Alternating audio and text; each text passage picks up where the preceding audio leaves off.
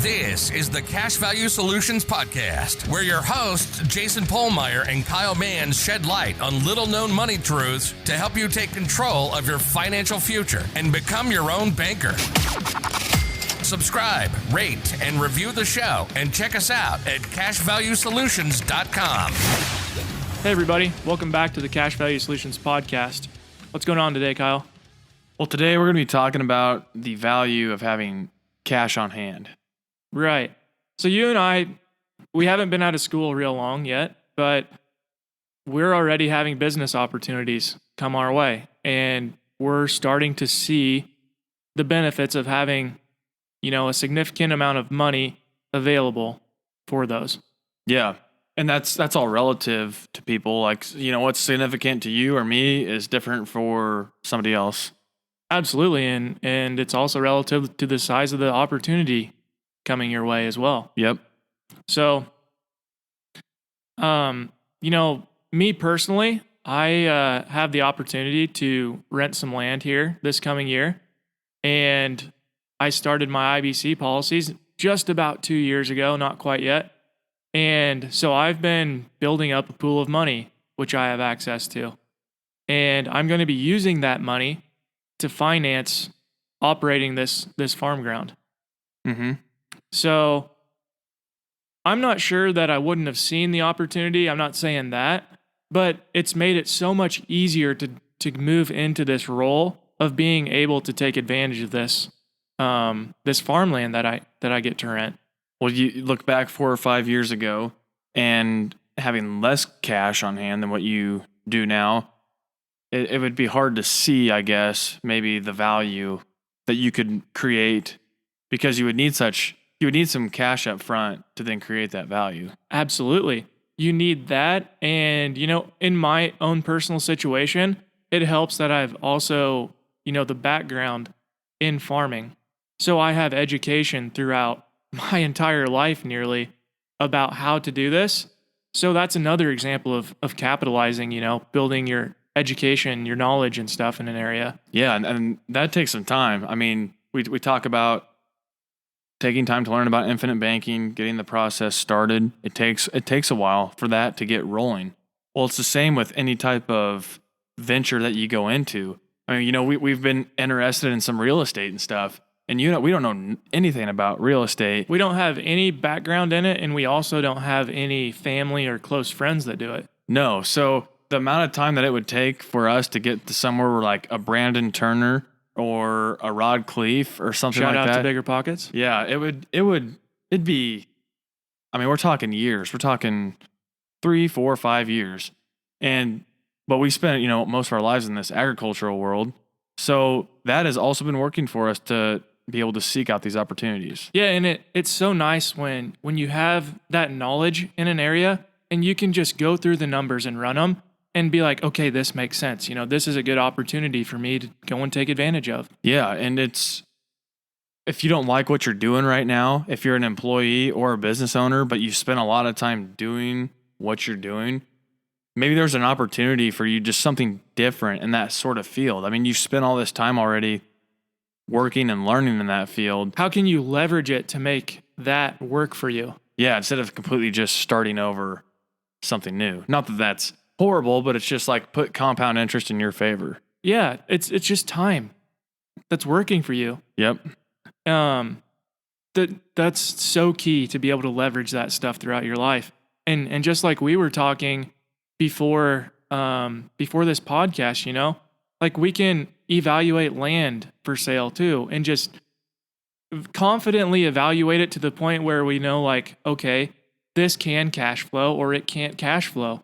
Mm-hmm. Which is huge. I mean, you don't want to get yourself into a position when you don't have access to enough money to pay for something that you're in negative cash flow and you're just betting on appreciation or something like that. Yeah, and I can't look at a sales form on a multifamily apartment and be like, okay, this is going to work and stuff like that. But I can look at, a sales form for a piece of land, see what the yields are, or have been, and plug some of my numbers in there quick and get a pretty good idea of, can I make this work? Well, yeah, I guess it's the experience factor and where you've been throughout your life, and be able to say, okay, this is, and some of this is speculation, but it's just, you build this comfort when you're around something for so long. And so you can say, this is what I think the worst case is in the market, so you can build that in. When can I cash flow, and what's the point at which I can't cash flow anymore? And do you feel like that's a risk that you're willing to take then at that point in time? Mm-hmm. And the industry that we're focused in, which is the ag industry, it takes a lot of capital to get started doing anything. It's just unavoidable. There are other industries where it doesn't, and you can be very successful. If you look at people in e-commerce, people that build websites, Selling life insurance, the startup costs are very low for things like that. But if you're in the dollar-wise. Yes, dollar-wise. If you're in the ag community and you want to get started ranching, farming, something along those lines, you are going to have access to a bunch of money. There's just no way around it. Well, and you've probably seen this too, Kyle, but there's people that are putting up buildings to raise animals in, chicken barns, pig barns and stuff like that throughout the area. And, that's ways to create more cash flow for yourself, but those are also big time capital intensive. You need a lot of money for that. Absolutely, yeah. And we're not saying that you have to have all the money to be able to cover that venture by any means. I mean, that's just not something that, I personally don't know anybody that's going to be able to achieve that unless, I can conceive of one where people have created an IBC system and they've been handing it down for generations and teaching and stuff. But Kyle and I are our first generations for us that are starting this, and that's multi-generations down the road. This is becoming your own banker, but it isn't becoming your own banker overnight. No, it's definitely not.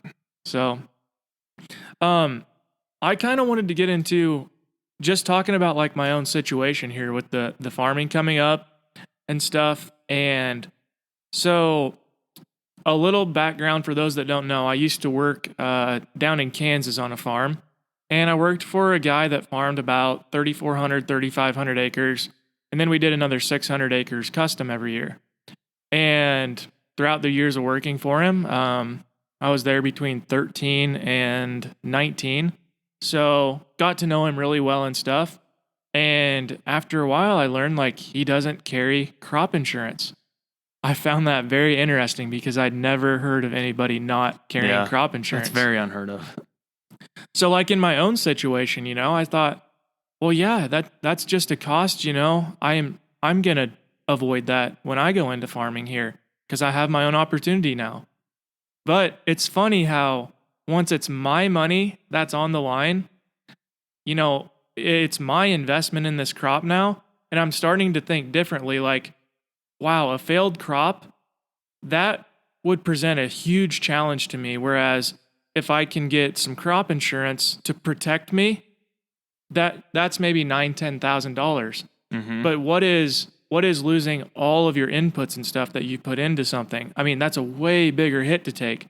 So if I had access to more money, a bigger pool of money, which I don't, maybe I'd be comfortable by not doing that. But in the meantime, I'm going to protect myself to make sure that I keep growing that nest egg to keep building that pool of money to a place where I am comfortable. Yeah, absolutely. And maybe I don't ever even get there in my life because maybe continual growth keeps happening and I just never build up the pool of money to offset the risk, Mm-hmm. But I guess... But you can get you don't have to get all the bells and whistles on your policy, on your crop insurance policy if you have that other available cash sitting there. Right. And like, we're not saying you have to have all the dollars behind you before you start. We're just talking about having that pool of money there is going to give you some peace of mind. And having the foresight to see like that having money on hand is going to present you with opportunities throughout life. It's just so hard. Like if you don't have access to anything and I'm talking about money, to like see that can produce opportunity in the future. Yeah, absolutely. But it's just crazy how, we haven't been out of school that long and it's already doing that in our lives. Mm-hmm. we're just getting started with this whole IBC thing. We both had a cash position before we got started, but we can see that this is just only going to add tailwinds to what we do. It's going to make everything we do that much better. Yeah. You just have to be able to see past that initial capitalization period and see like you and I did, we realized, and probably some from our background in farming, that like capital, the access to it is going to provide us with opportunity at some point in the future if we want to pursue it. Yeah. You can definitely look around in the ag community and see people who don't really put a value to capital, the people who are just buying things they don't need, buying whatever it is. And then when hard times come and they don't have capital to get them through, they're the ones selling out, and maybe you're the one that can buy in. Right, because you have access. And not only that, having a heavy cash position, that may also get you on better terms with the outside lending that you might need if you don't have a big enough pool. Maybe that gets you lower rates and makes things more affordable for you. Absolutely possible, or a possibility. But a big thing is, we say have a cash position, yes, but you can't just have a cash position in your bank, because you're getting paid a very small interest rate. It's not more than inflation though, so you are losing money in your savings account every year. You need to recognize that, and that is part of why we're using IBC here, because we're at least putting some tailwind behind our money over time.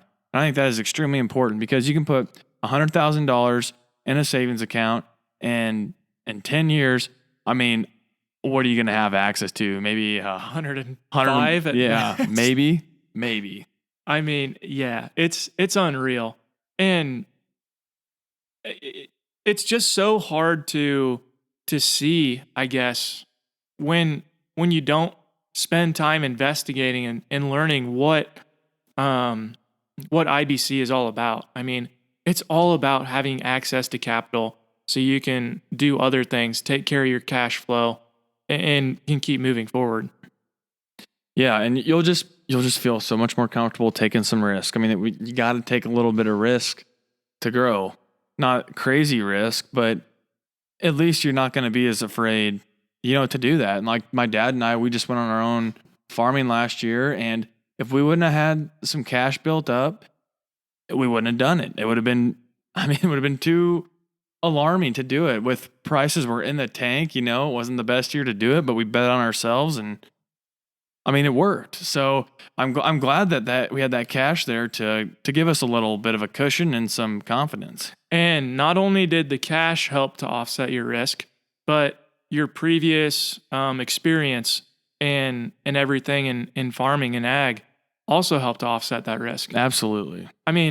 That's just the best thing you can do. It's like the business owner mindset versus the employee mindset. The business owner wants to get his money working for him, and he doesn't want to have to earn everything to produce in his life. Crops are one example of something that can produce for you. Cattle are another. You could own a business and get that business working for you. Have other people working for you, doing the work for you. Mm-hmm. Rental real estate, something that I'm very interested in. I haven't done anything there yet, but I'm very interested in it yet. Mm-hmm. All those things, like that is the business owner mindset, to outsource some of your labor and stuff, get other people working for you, other things working for you, and let your money start producing money for you. That's going to start flowing back into your IBC system then. And then what? You're going to have more capital inside your IBC system to expand and do more business things.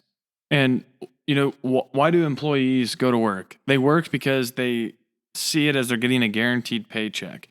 And we talk about being a business owner, you have to take some risk. So you're taking plenty of risk out there to grow your business. Why risk your cash in the market or somewhere else? Why not get some guarantees with an IBC policy? And sorry to interrupt you, but where's your best rate of return going to come from? It better be in your business. From betting, I was going to say from betting on the market, or from something that you've educated yourself in. Yeah, from betting on the market or betting on yourself. What can you control there? Betting on yourself. Exactly. Everything that you've done throughout your life is helping you. Whereas if somebody else is managing your money for you, and please don't get us wrong about the market. That has a place for people. We just think that when you control that and you learn about it and you're the one doing it, you have eliminated so much risk from your life because you understand how to control the way that you're moving in. Maybe you can't control when the market goes up and down, but hopefully you can see things that allow you to know, when is a good time to trade and what's a good time to buy and things. And as you build that pool of cash, opportunities will seek you out. I mean, we've both witnessed it ourselves. And so it's definitely true. It's already happening. It's really cool. It's kind of a fun time in life, to be honest. And it's also, maybe the opportunities are seeking you out, but you're also getting a different view on the world. And maybe you're able to seek out that opportunity that you wouldn't have been able to previously. Yeah, it's hard to say exactly how that works, but I think your mindset and how you look at the world is it's changed by the fact that you have access to capital. And I think this gives you like the business owner mindset too, like what I was just explaining. Yep. And wanting to get things working for you. I don't know about you, Kyle, but I want like that corn that I grow next year, the soybeans that I'm producing. I want those things. They're going to be working for me every single night. Yep. When you're sleeping, they're growing. Absolutely. When I was working for that farmer, he had 1,800 acres of corn growing, but I was on an hourly wage. Mm-hmm. So when I went home at night, I wasn't making anything. He had 1,800 acres of corn growing. And a hired man. And a hired man doing some of the work that he probably didn't want to do. Mm-hmm. Nothing against that. I mean, I learned a lot from that, and that contributed to, it's also hard. I've never brought this up before, but if you've only learned under your family, it is so interesting to learn from somebody else and see how people do things differently. And I think you can bring so much value back. For me, like in the farming now, I feel like I can bring so much more value back. Yeah. And honestly, I just don't see how I ever could have learned that in like a classroom setting, personally. It had to come through experience and seeing things. Yeah, and there's nothing wrong with farmers having hired men or being a hired man for a farmer. It's just important to recognize who is holding the leverage there and what leverage that is. Absolutely. And if you want to move yourself out of that position you're in, maybe that's what you want. There's nothing wrong with that.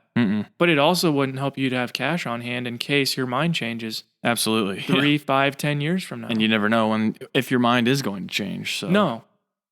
But we put ourselves into these places financially where other people are in control of our money and we don't have the ability, at a moment's notice, to take advantage of things or when our behavior changes and we don't want to work for someone anymore. Sure. I don't know. Those are just so many little lessons, I guess, from 2 years of studying infinite banking and now, both of us having significant opportunities in other business. Yeah, absolutely. So fun stuff.